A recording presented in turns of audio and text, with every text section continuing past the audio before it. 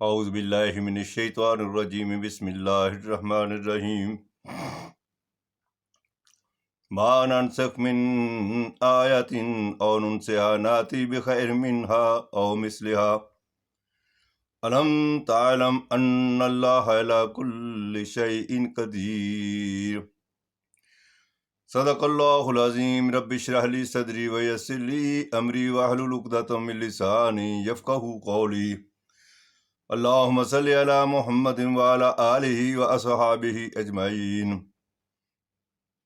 حضرات، امت مسلمہ کا جو سب سے بڑا مسئلہ ہے اور آج جو ذلت و خواری سے ہمکنار ہے، اس کی صرف ایک ہی وجہ ہے، صرف اور صرف ایک وجہ، وہ یہ کہ انہوں نے قرآن حکیم پر یقین ترک کر دیا۔ اور اس کی وجہ کیا ہے؟ اس کی وجہ یہ ہے کہ ان کے علماء نے قرآن حکیم کو مشکوک بھی کیا، مخدوش بھی کیا۔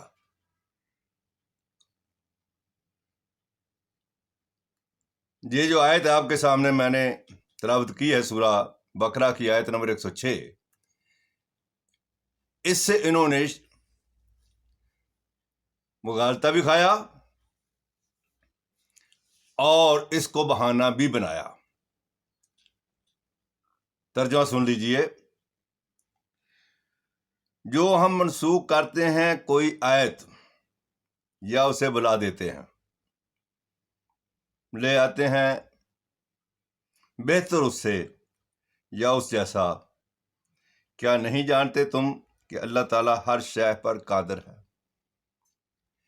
یہ اصل میں آیت جو ہے وہ پہلی امتوں کے جو احکامات اللہ تبارک تعالیٰ نے منسوخ کیے، ختم کیے، ان کو قرآن حکیم میں بیان کیا ہے، ان کا ذکر ہے۔ جیسے خانہ کعبہ سے پہلے بیت المقدس کی طرف منہ کر کے نماز پڑھتے تھے، اس کو منسوخ کر دیا۔ پہلے روزے جو ہم وہ 24 گھنٹے کے ہوا کرتے تھے، اب 8 گھنٹے کے ہو گئے، 12 گھنٹے کے دن میں۔ پہلے 2 بہنوں سے شادی جائز تھی، اب 2 بہنوں کو اکٹھا کرنا جو ہے ممنوع ہو گیا۔ تو گویا کہ پہلی امتوں کے جو احکامات تھے، یہ اللہ کا دستور رہا ہے کہ نیا نبی جب بھی آتا تو بہت ساری چیزیں منسوخ کر دیتا، اس لیے کہ نوع انسانی طفولیت سے بلوغ کی طرف جا رہی تھی۔ جو شعور بڑھتا چلا جاتا، حالات جو ہیں بدلتے جاتے، تو شریعت بھی بدل جاتی ہے، احکامات بھی بدل جاتے۔ یہ آیت اصلاً بنی اسرائیل کے حوالے سے تھی، اور اس سے پہلے جو 105 نمبر آیت ہے، اس میں اس کا ذکر بھی ہے کہ یہودی یہ کہتے ہیں، لیکن مسلمانوں نے اپنے مفاد کی وجہ سے، اس لیے کہ حضور اکرم صلی اللہ علیہ وسلم کے جانے کے بعد بنو امیہ ہوں، بنو عباس ہوں یا عثمانی ہوں، یہ سارے کے سارے حکمران تھے، نام چاہے خلیفہ کا رکھا ہوا ہو۔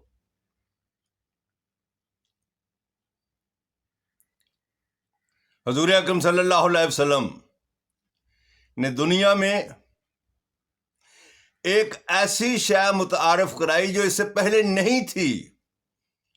حضور اکرم صلی اللہ علیہ وسلم سے پہلے روزہ بھی تھا، نماز بھی تھی، حج بھی تھا، زکوٰۃ بھی تھی، لیکن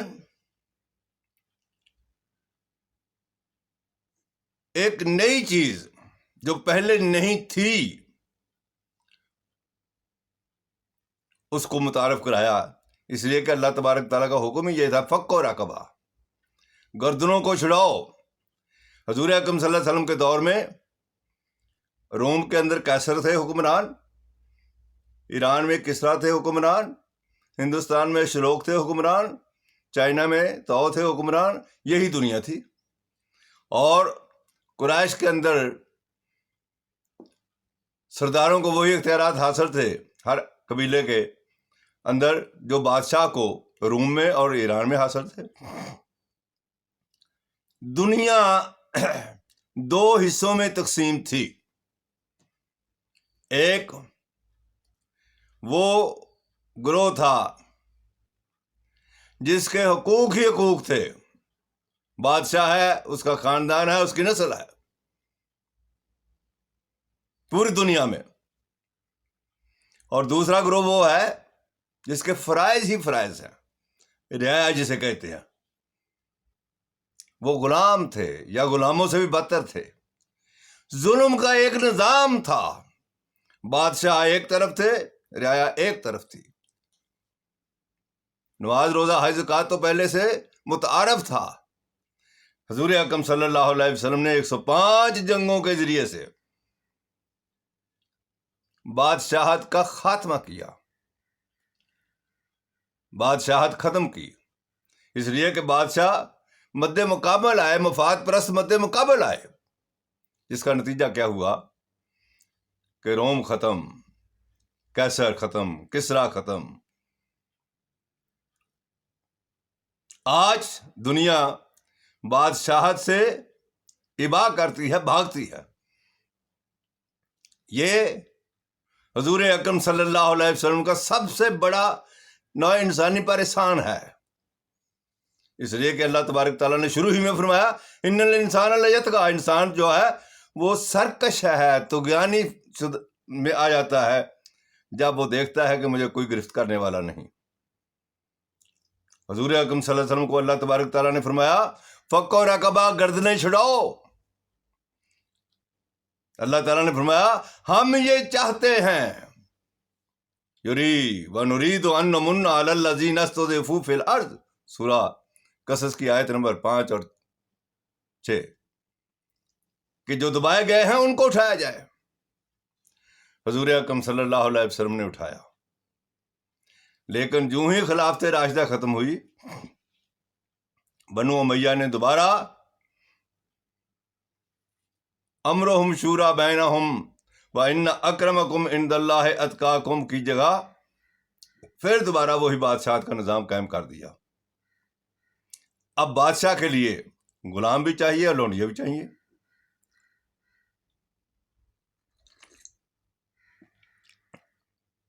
حکمرانی کے لیے سپاہی بھی چاہیے تاکہ انسان کی جو طمع کی حرص ہے وہ پوری ہو جائے. دوسروں پر حملہ کریں گے، بادشاہت کو فروغ دیں گے، علاقے کو بڑھائیں گے، تو وہی نظام جو قیصر و کسریٰ کا حضور اکرم صلی اللہ علیہ وسلم نے ختم کر کے اس کی جگہ پر امرہم شورا بینہم وان اکرمکم عند اللہ اتقاکم کا نظام دیا، جس پر اپنے دور کے اندر بھی اور خلافت راشدہ نے بھی بھرپور عمل کیا. اس کو ختم کرنے کے بعد بنو امیہ نے بادشاہت کا نظام قائم کر دیا، نسل کا نظام قائم کر دیا، باپ کے بعد بیٹا، بیٹے کے بعد اب تو مفادات کی جو ہے وہ ساری کی ساری حکومت ہے. یہ تھا جو مسلمانوں نے حضور اکرم صلی اللہ علیہ وسلم کے دین کو تہ تیگ کر کے قیصر و کسریٰ کا دین اپنے علاقے میں نافذ کیا. لیکن اس کے راستے میں سب سے بڑی رکاوٹ کیا تھی؟ قرآن جی تو فرما رہا ہے کہ چاہے تم فدیہ لے کے چھوڑ دو، چاہے احسان کر کے چھوڑ دو، اب تو تم غلام نہیں بنا سکتے، لیکن غلام ہمیں چاہیے. تو اس کے راستے میں سب سے بڑی قرآن مجید رکاوٹ تھی.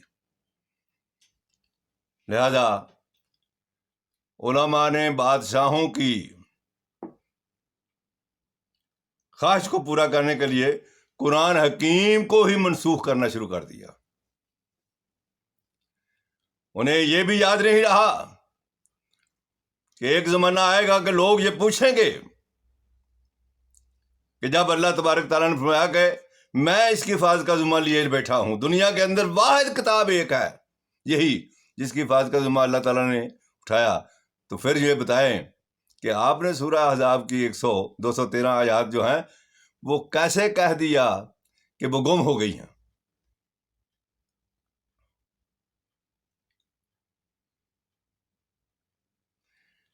جب قرآن جی یہ فرما رہا ہے کہ اس کے اندر کوئی کجی نہیں ہے، تو تم کجیاں کیسے نکالتے ہو؟ تم تعارض کیسے نکالتے ہو؟ جب قرآن جی یہ فرما رہا کہ لا ریب فی، اس میں کوئی شک نہیں ہے، تو تم شک کیسے نکالتے ہو؟ ایک زمانہ آئے گا کہ لوگ پوچھیں گے علماء سے، اور میں پوچھتا ہوں دنیا کے تمام علماء سے، صرف اتنا بتا دیں کہ تم نے کبھی 500 آیات منسوخ کی ہیں. سب سے پہلی کتاب جو میرے علم میں ہے اور بھی ہوں گی، وہ قتادہ بن دعامہ کی کتاب ہے، جنہوں نے 33 آیات کو منسوخ کی ہیں. وہ 110 ہجری میں فوت ہوئے.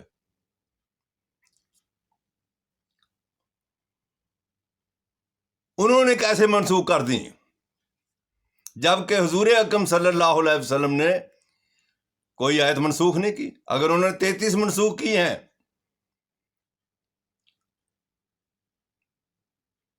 میں تو یہ استفسار کرتا ہوں، آپ لوگوں سے پوچھتا ہوں کہ مجھے بتائیں کہ حضور اکرم صلی اللہ علیہ وسلم کی سنت اس بارے میں کیا ہے؟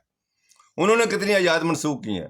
اگر انہوں نے 33 آیات منسوخ کی ہیں جیسے کہ قتادہ بن دعامہ نے کی ہیں جو پہلی کتاب ہے ناسخ و منسوخ، تو 500 کیسے ہو گئی؟ تو جنہوں نے 500 اس کا مطلب منسوخ کی ہیں وہ غلط ہیں.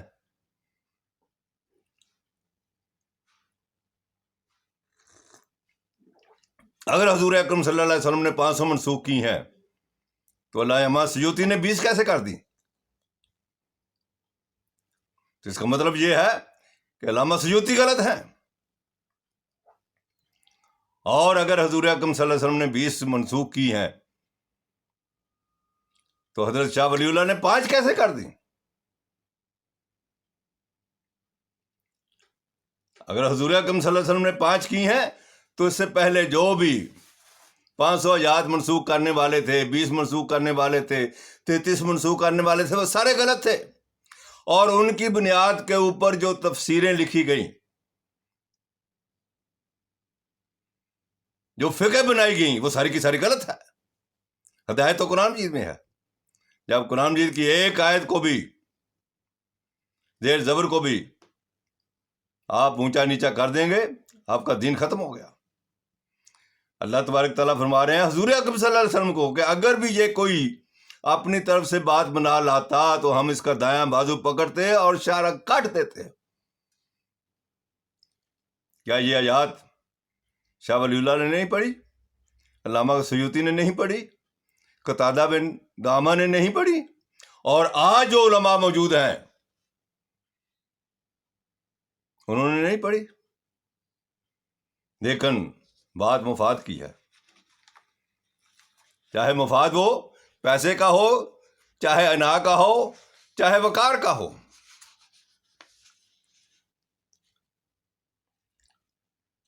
اور بات بتا دیتا ہوں کہ یہ علمی مسئلہ نہیں ہے کہ علماء کے درمیان کوئی علمی مسئلہ ہو. علماء نے منسوخ آیات سے استفادہ کرنا ممنوع قرار دیا.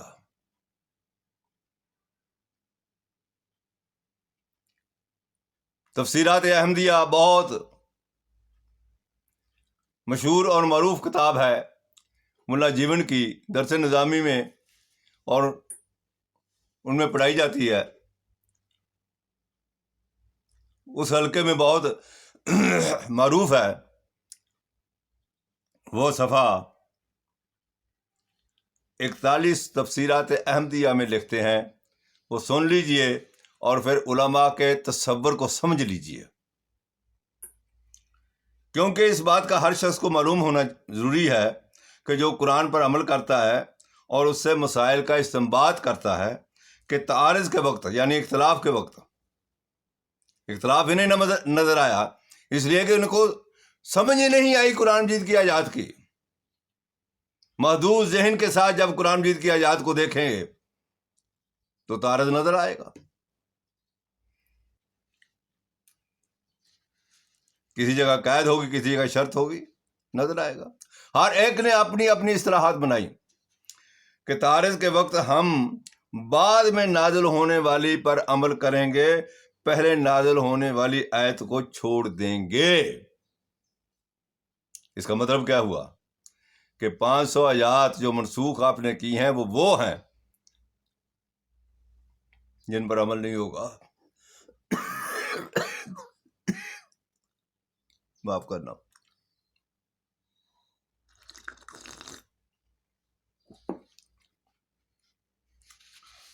پھر منسوخ شدہ آیات کے حوالے سے حضرت زبیر رضی اللہ تعالیٰ عنہ نے حضرت عثمان رضی اللہ تعالیٰ عنہ پر اعتراض بھی کیا تھا کہ یہ تو منسوخ آیات ہیں، آپ کیوں لکھ رہے ہیں؟ اس کا جواب انہوں نے کیا دیا وہ بھی سن لیں۔ معاف کرنا۔ حضرت ابن زبیر نے حضرت عثمان رضی اللہ تعالیٰ عنہ سے کہا والذین یتوفون منکم ویذرون ازواجا الی قولہ غیر اخراج۔ اس آیت کو سورہ بقرہ کی دوسری آیت نے منسوخ کر دیا ہے، تو پھر آپ نے اس آیت کو مصحف میں کیوں لکھا ہے؟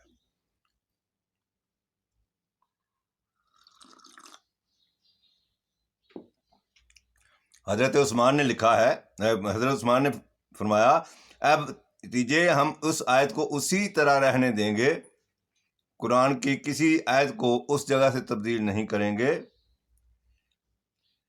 یعنی قرآن مجید کی آیات کو لکھنا امر توقیفی ہے۔ رسول اللہ صلی اللہ علیہ وسلم نے جس آیت کی جو جگہ بتائی اس کو وہیں لکھا گیا۔ اب ذرا یہ بتائیے، حضرت عثمان کچھ کہہ رہے ہیں، حضرت زبیر کچھ کہہ رہے ہیں۔ اسی طرح آپ آگے چلیں۔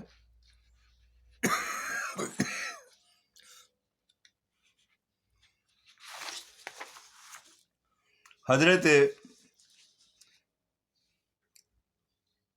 ابن جریر اور ابن مردویہ نے ابن عباس سے ایک روایت نقل کی ہے، انہوں نے ہی دوسری روایت بھی نقل کی ہے۔ دونوں میں کس پر عمل کیا جائے گا، کیونکہ جو دونوں ایک دوسرے کے اپوزٹ ہیں۔ ابن جریر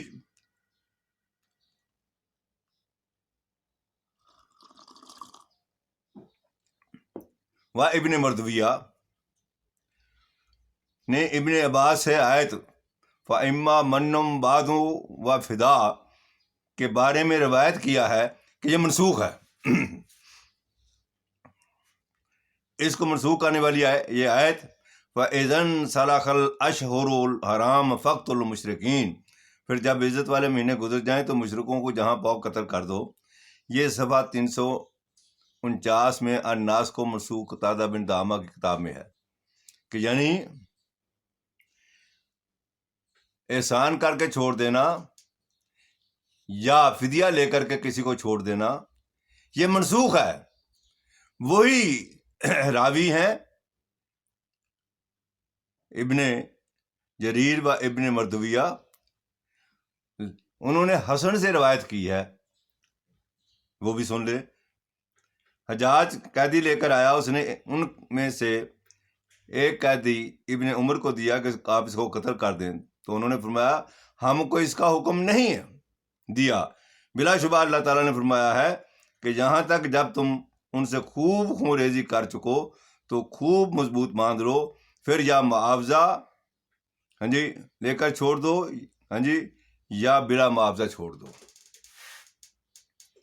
یعنی یہ سورہ محمد کی آیت نمبر 4 کا ترجمہ انہوں نے دیا۔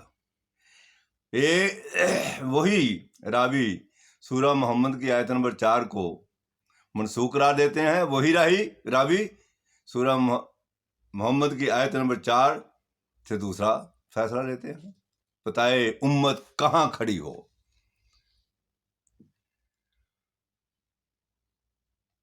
امت کس پر عمل کرے؟